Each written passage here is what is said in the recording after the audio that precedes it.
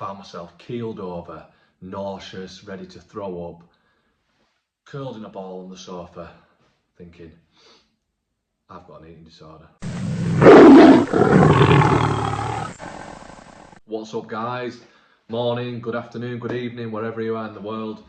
Now, this one's not easy to make, but I had it in my mind and I thought, again, if I can help somebody and it's worth making, I can put myself on the line, which I don't mind doing, then it's worth doing. So this video is about my own eating disorder.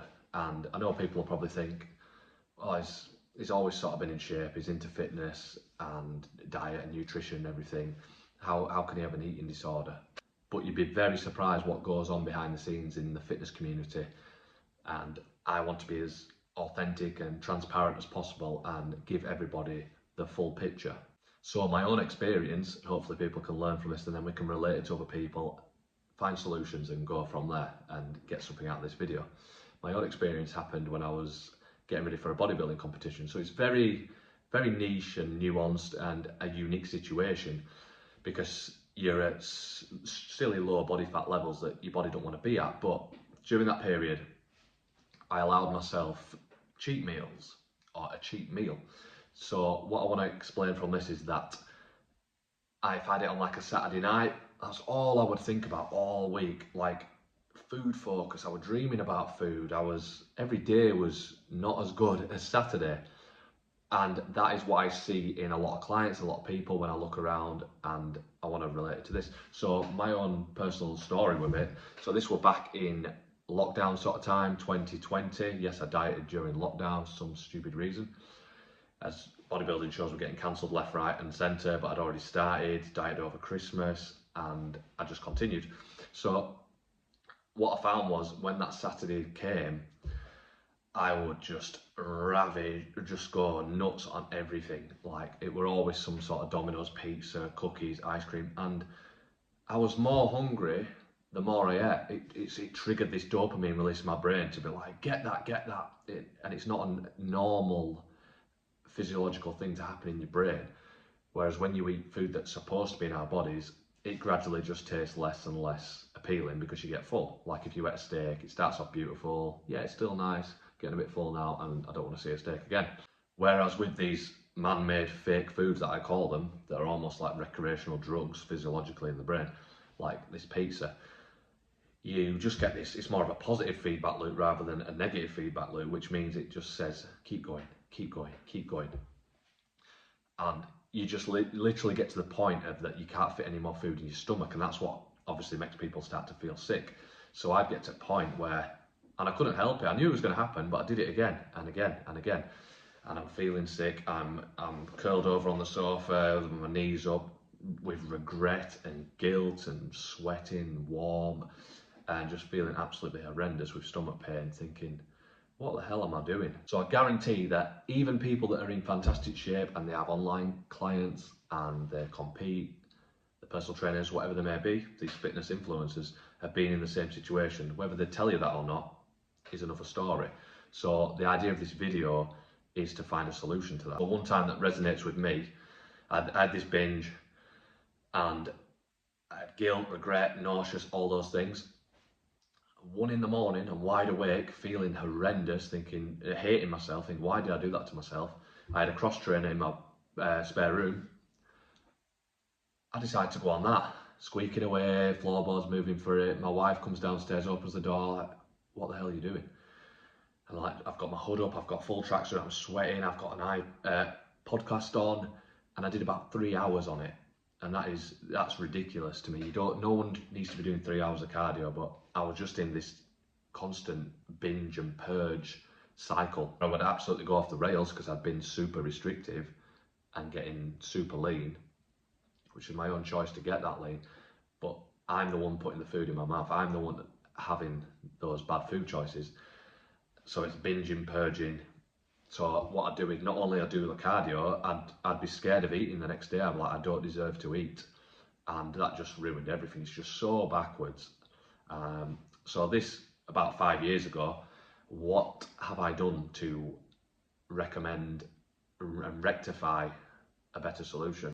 Now this might seem completely backwards, but I went even stricter. And I say it like that because I don't think it is strict. So what I did was I made a conscious decision to not put those foods in my body. So what I mean by that is some people, if you give them an inch, they take a mile, and that my personality resonates with that because I can't have a little bit of something. I have to have all of it. It used to be with alcohol. I couldn't just have one drink, and I couldn't just have one chocolate. I couldn't just have one slice of pizza. I'd just go crazy. And I'm sure a lot of people would admit that. Some people are great. They can just literally go for a pint, and that's it. They're satisfied. They can have one chocolate, move on with the day. But I think a lot of people would admit that that's their trigger foods and drinks and stuff, and it just sends them on a downward spiral. So what I did was, I'm like, right, and I'm a very black or white person, so I'm like, right, I either have this in my life or I don't. So I just said, right, I'm not even having it. And honestly, after it was weird at a week or two getting towards the weekend and thinking, well, Saturday's going to be so boring, I'm not allowing my cheat meal. So what I did was I replaced it with buying steak. So I might have steak night with my wife, whereas obviously it's more expensive than mince. So through the week I might have my mince as my main protein and fat source, my food. Then that can and it was just so beautiful, and it literally took a couple of weeks just to reset this dopamine pathway in your brain. So basically you just stop craving it. That is the be all of end all. Time is a great healer. But by being stricter on paper, it was actually very, very liberating and freeing as I made the conscious decision that like I didn't have to have that mental battle anymore thinking, what shall I get? Or shall I get it or shall I not? How much shall I have? When shall I stop eating? Because once you start eating it, if it's not meant to be in your body and you're getting a drug-like effect from it, it's very, very hard to moderate. What are my key takeaways from this? What should you do? If you relate to this and it resonates with you and you've been in those situations, my number one advice generically is just get it out of your life. Sounds very hard, but trust me, after a couple of weeks, you start to not crave it. You start to crave the taste of real food as you sort of reset your system, you reset your dopamine system, the pleasure centers of your brain, and you reset your taste buds as well. So literally, just like an egg or a piece of meat actually tastes how it should, and it gives you that perfect amount of dopamine, rather than these stupid super physiological levels of dopamine that you get from like man-made foods, like if you just had a donut or some sweets or chocolate or pizza, whatever it may be. So if your personality just really resonates with that, perfect. Go from there, and trust me, you'll do absolutely great. But some people, the more moderators, I'm more an abstainer, so I'm like black or white. I need to not have it, and I can admit that. A lot of people are probably in that category, but for a smaller percentage of people that are absolutely are moderators, that they can moderate it, then what I probably do there is get to your sort of goal weight and physique by being as strict as possible. Then see if you still want it. Let it into your diet if you want to try it, and then be very, very subjective. What I mean by that is weigh up the pros and cons of how you feel during that food. How you feel mentally. Can you stop eating it? Can you really moderate it? How is your digestion that day, the next day? How do you feel? How any brain fog? How's your gym performance? What's the weight on the scales? Does it make you want to carry on eating throughout the weekend? Things like that. So I'm not saying everyone be 100% strict, but be very subjective. Weigh up the pros and cons, and also I'd also recommend anyone just to try the initial abstinence and just not having it in your life, and it really does reset. Couple of weeks, your body resets, and you never look back. So if hopefully this can help somebody that might find they're in the same boat, and I guarantee there's more people than you think. Whether they admit it or not is a different story, especially even people in the fitness industry, that because who is in the shape that they want to be in? I'm not, I'm certainly not. But I'm trying to get towards there. But so many people message me and say like, I've gone off the rails again. It was Christmas, it was a birthday, it was a stag do.